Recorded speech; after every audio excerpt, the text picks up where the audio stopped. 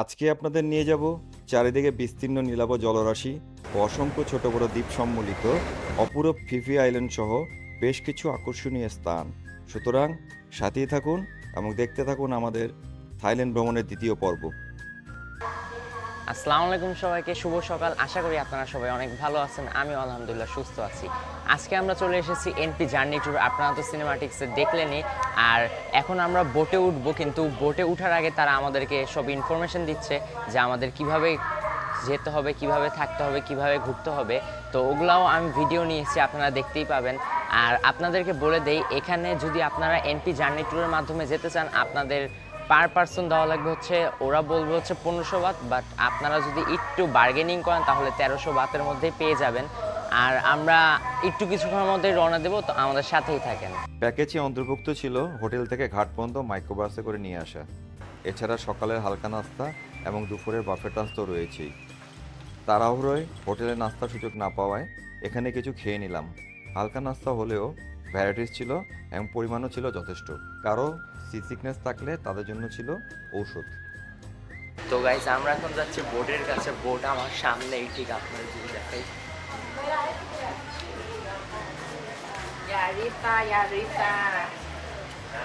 তো গাইজ, বোটে উঠে আপনাদেরকে কয়েকটা সিনেমাটিক শর্টস দেখে, আপনারা সাথেই থাকবেন আর দেখতে থাকবেন। লাইক, সাবস্ক্রাইব অ্যান্ড শেয়ার করতে ভুলবেন না। স্পিড বোটে ওঠার আগে সবার ছবি তোলা হয় এবং যাত্রা শেষে সেই প্রিন্টেড ছবিটা 200 বাদ দিয়ে ইচ্ছে করলে কিনে নেওয়া যায়।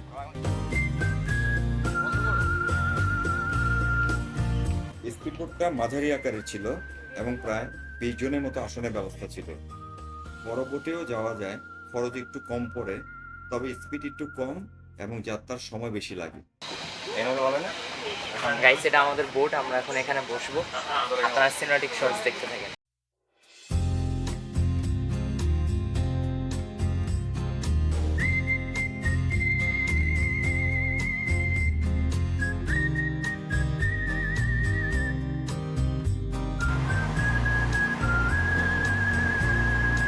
আমাদের আজকের প্রথম দর্শনীয় স্থান হলো ভাইকিং কেভ।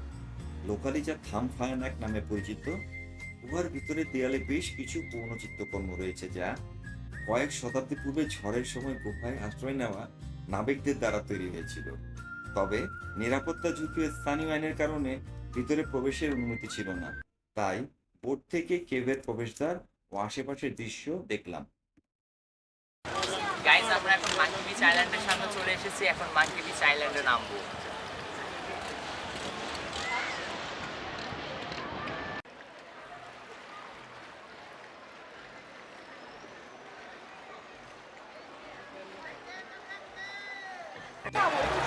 গাইস, আমরা এখন পানিতে নামবো আর সুইমিং করবো একটু, আপনারা দেখতে থাকেন।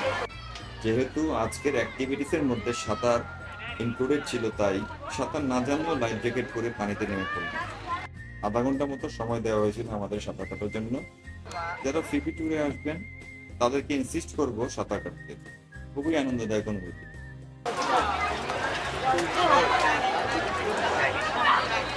জায়গায় বাচ্চারা নাম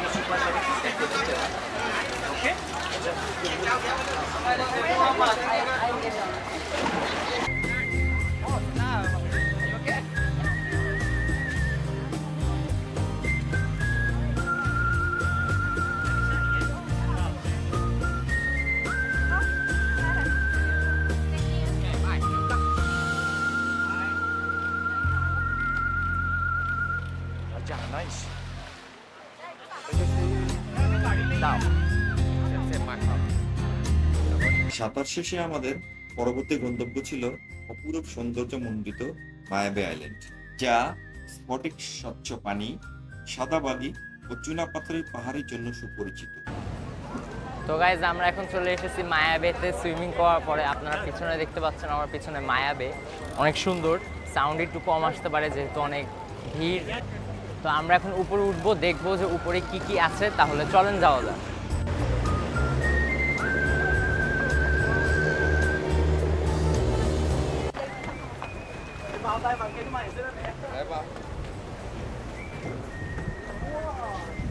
চলো চলো,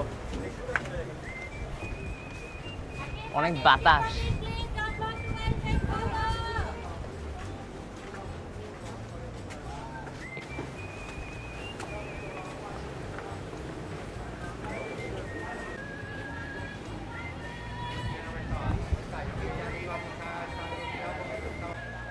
গাইজ এই জায়গাটা অনেক বড়, যেটা আমি দেখতে পাচ্ছি।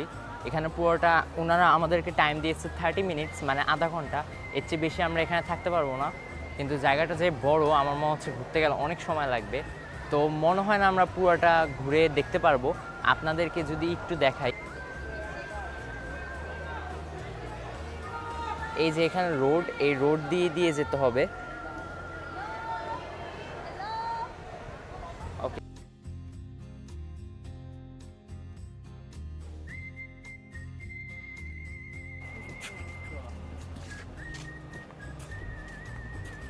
তো গাইজ আমরা বিচের অনেকটু কাছাকাছি চলে এসেছি, আপনাদেরকে আমি এখনই দেখাবো। আর বেশিক্ষণ হাঁটতে হবে না, খুবই অল্প। এই যে ওয়াও, দেখেন আপনারা।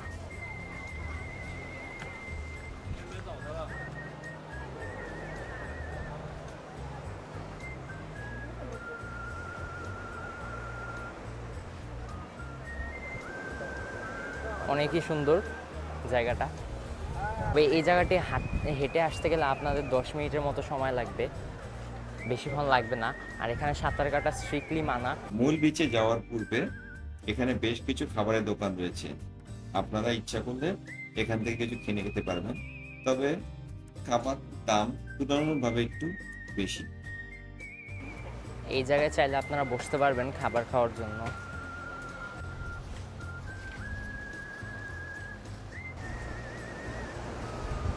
এখানে স্যান্ডেল আবার বালি হয়ে যায়। আচ্ছা, বালি সমস্যা না। তো গাইজ আমরা বিচের কাছাকাছি চলে আসলাম একবারে, আপনাদেরকে আমি দেখাই কত সুন্দর পানি। মায়াবের বুকে সাদা বালুর বিছানা, যেন স্বপ্নের নরম আস্তরণ। ঢেউয়ের কোমল স্পর্শে বালুকার কণা মিশে যায় নীল জলরাশিতে, এক অনন্ত আলিঙ্গনের গল্প বলে। পাহাড়ের সবুজ ছায়া এসে মেলে দেয় প্রশান্তির হাত, আর সূর্যের রোশনাই বালুর উপর সোনার ছোঁয়া ফেলে, এক অদ্ভুত উজ্জ্বলতায় ভরিয়ে দেয় সবকিছু।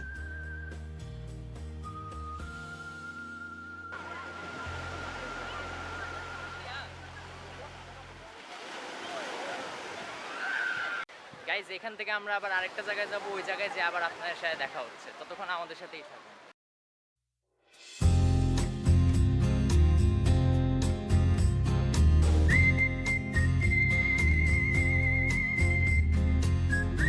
পরবর্তী স্পট মাঙ্কি আইল্যান্ডে আমরা না নামতে পারলেও বানরের দুষ্টামি দেখার সুযোগ হয়েছিল।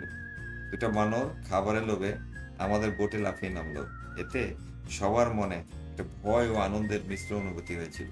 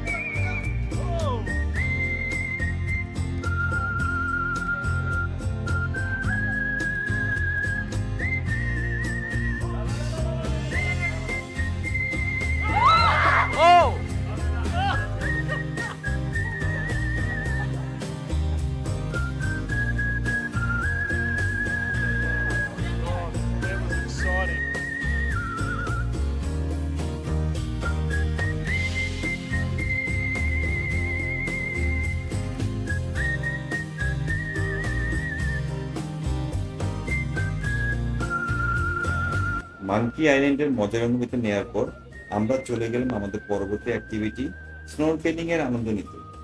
এটাই আমার প্রথম অভিজ্ঞতা, পানির নিচে হরেক রকম ও নানা রঙের মাছ একদম কাছ থেকে দেখা।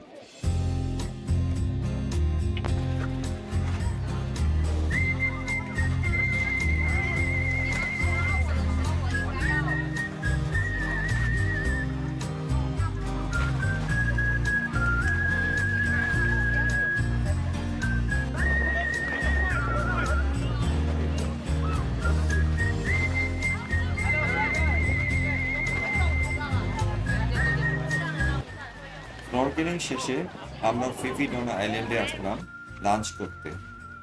বাফেট লাঞ্চে প্রায় 15 পদের অথেন্টিক থাই ফুড ছিল এবং সব খাবারগুলি হালাল ও বেশ মজার ছিল। তবে আমার কাছে সবচেয়ে মজা লেগেছিল টমিয়াম স্যুপ।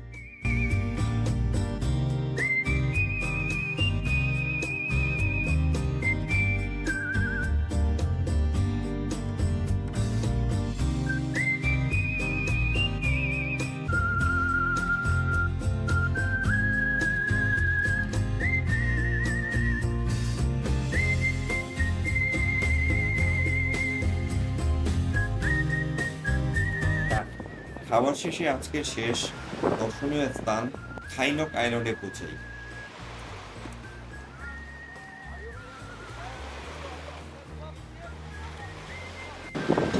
তো গাইজ আমরা এখন আমাদের লাস্ট স্পট থাই আইল্যান্ডে পৌঁছিয়েছি। এরপরে আমাদেরকে আবার তারা যেখান থেকে নিয়েছিল, মানে যেখান থেকে আমাদের ভ্রমণ শুরু হয়েছিল, আবারও ওখানে আমাদেরকে ড্রপ করে দিবে। আর থাই আইল্যান্ডে এখন আমরা একটু রিল্যাক্স করবো, একটু বসবো, একটু কয়েকটা ছবি তুলবো, দেন আবার চলে যাবো। তো গাইজ এখন আপনাদেরকে আরেকটা কথা বলে রাখি যে আপনারা যদি এখানে আসেন, এখানে জেট স্কি করার মতো অপশন আছে। আপনারা চাইলে জেট স্কি করতে পারেন, আরও অনেক অপশন আছে, যেমন অনেকে স্নোরকেলিং করলো, আমি মাত্র দেখলাম। তো এখানে বিভিন্ন রকম ওয়াটার অ্যাক্টিভিটিস করতে পারবেন, চাইলে সুইমিং করতে পারবেন অথবা রেস্ট নিতে পারবেন। আপনারা আবার এখানে খাবার দাবারও খেতে পারবেন। তো এখানে আপনারা অনেক কিছুই আর কি করতে পারবেন।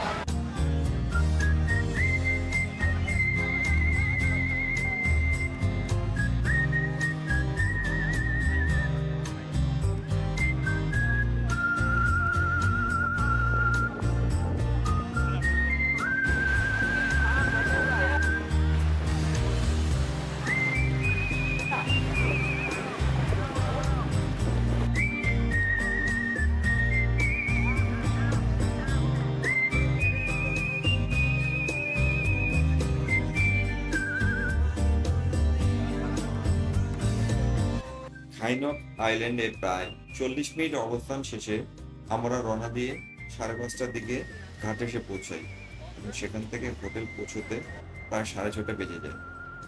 এরই মাঝে ব্যাটারি চার্জ শেষ হয়ে যাওয়ায় আজকের জন্য আর কোনো ভিডিও ধারণ করা আমাদের পক্ষে সম্ভব হয়।